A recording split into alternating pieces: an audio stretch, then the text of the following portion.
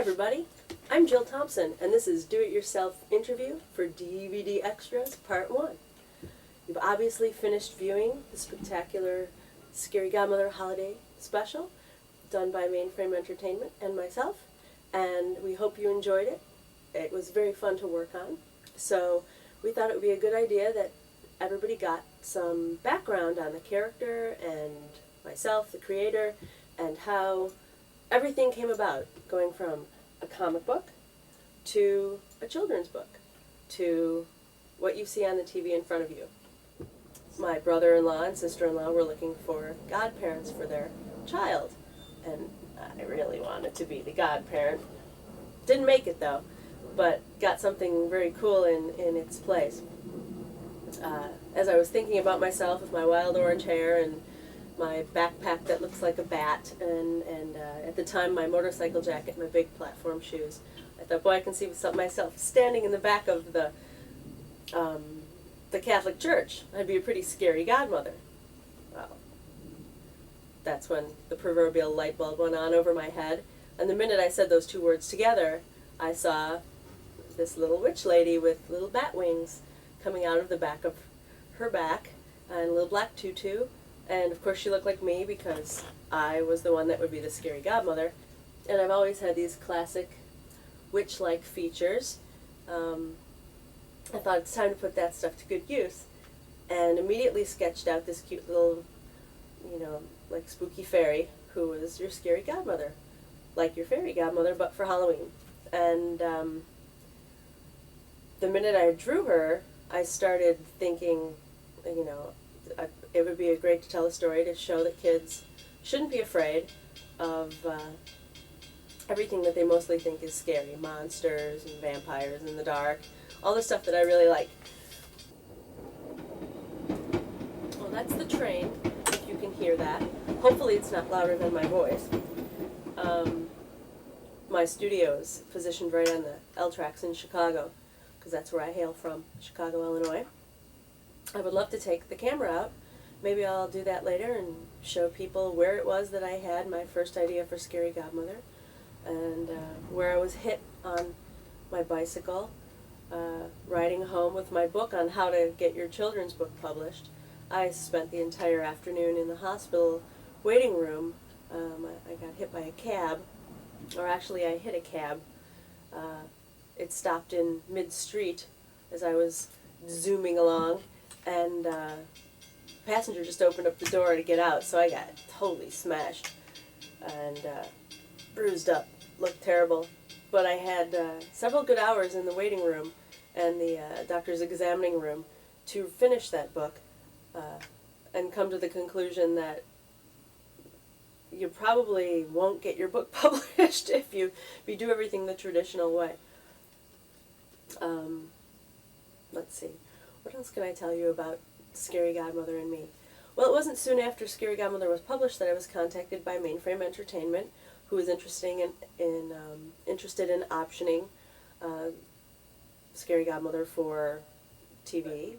Luckily at Mainframe, I was able to work really closely with the director, Zeke Norton, and everyone involved.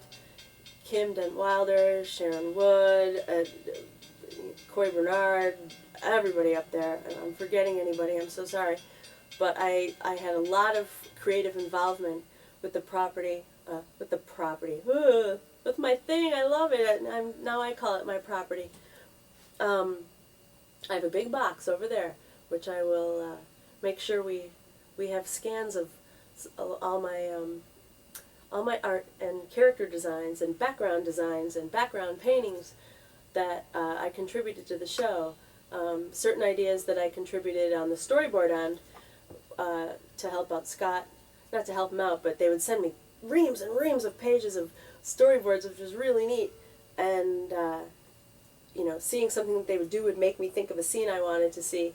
So I would hurriedly sketch it and fax it back through to them, and they would add it in. I was very lucky to be so creatively involved. I painted a lot of backgrounds that we incorporated into the show, painted a lot of trees that they then took and magically made into 3D animations. What was really interesting thing that they did, and I still don't know. I don't know how they did it. I think it's probably a Photoshop-y type of deal, where the paintings that I had done, they selected my watercolor colors and used that to render backgrounds, or to render characters, or to render the Scary Godmother's house on the inside, the interior sets of her house. So it looks like I painted it, but it became 3D. It's so amazing. I have to tell you that, I would get videos every week to preview and to go through with the director, and I would take notes on everything and tell them, what was excellent and then what needed to be tweaked, or this makes me think of this other idea, we have to put this shot in here as well. And most of the time it was, it went from being a storyboard with the, what was the technical term for it? The voices that they use that aren't the real voices yet. Maybe Zeke will tell you when he is doing his interview. So I saw it from that stage up until, every week it would be all storyboards and then some animation, but it would be like weird blocky animation with wireframe things on it, and nothing was really rendered, and the characters that they had already animated and built in the computer were the scenes that they did first. So it was all the scenes with Daryl and Jimmy and Bert and Katie and Hannah at first, and then finally moving on to more stuff on the Fright side. Mr. Pettibone, I guess, was really easy to animate, being a skeleton. He's the beginning stage of how you have to animate everything anyway, so he was animated, a lot of his scenes were done first. So I would see it wireframed and then kind of gray blocks, and they would have these weird, like, bubble things around their feet, because that was an animation tool, but they would send me everything, and finally I got a tape that had a fully rendered scene in it, and it was a background of, for the third scene of Scary Godmother's house, when the pizza delivery guy comes. Oh, it brought a tear to my eye. I was shocked. It was like 3 seconds long, and I kept rewinding it and rewinding it and rewinding it to look at it, because I couldn't believe how it looked like I painted it, but it was three-dimensional, but I never painted that scene. And I called up and asked, how did you do that? Who rendered that? And they told me that they had used my paintings, and they selected the watercolor and used it as the brush tool to render everything. It's really, really impressive and so heartwarming and amazing. I still look at it. I mean, I've seen the show before it ever even was in finished form hundreds of times, because I would watch it several times to do notes, and I would see it once or twice a week. I would get tapes. So I'm not sick of it, which is cool. But I still notice things I've never noticed before upon viewing it with my family or viewing it with my friends. They see it for the first time, and I notice some weird little bit of business or something that's rendered or a little object that I never noticed before, and it makes me smile that after hundreds of viewings, I'm still seeing something new in it. Maybe I should just take you around and show you some other stuff at my studio, and then maybe I'll come back and show you some more stuff later. Okay? Let's go.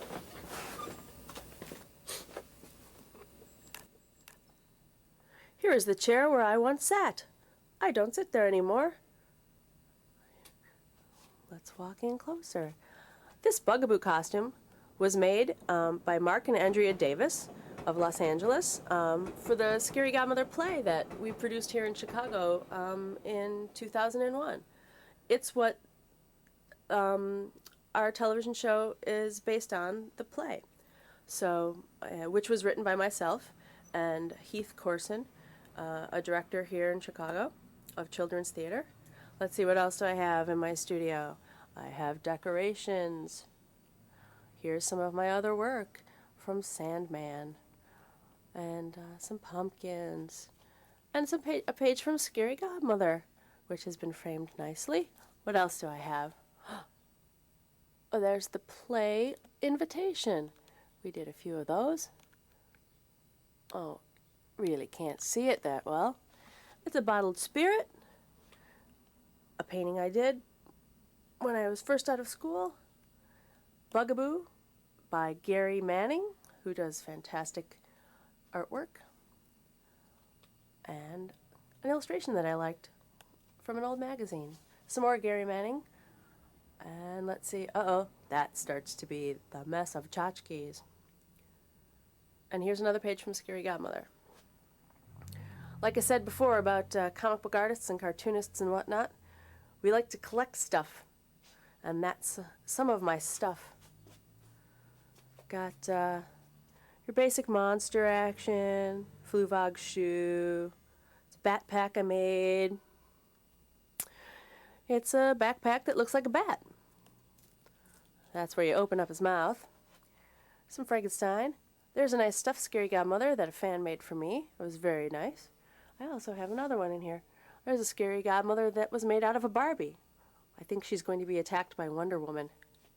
I have those cool Wonder Woman dolls because I used to work on Wonder Woman. Let's see.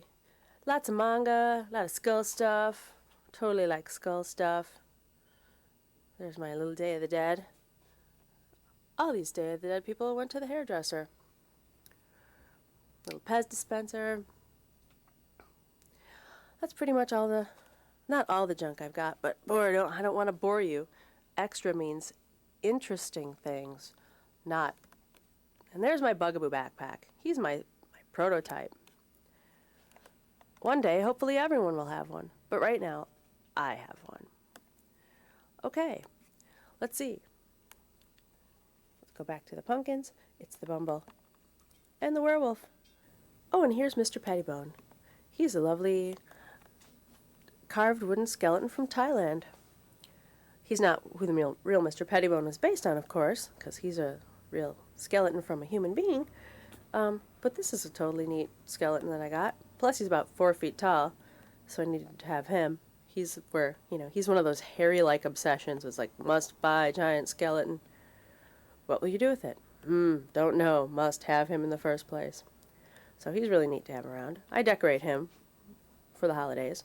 He gets a lot of holly on him at Christmas time because the Scary Godmother and I love a lot of holidays. It's a good reason to celebrate and have a party.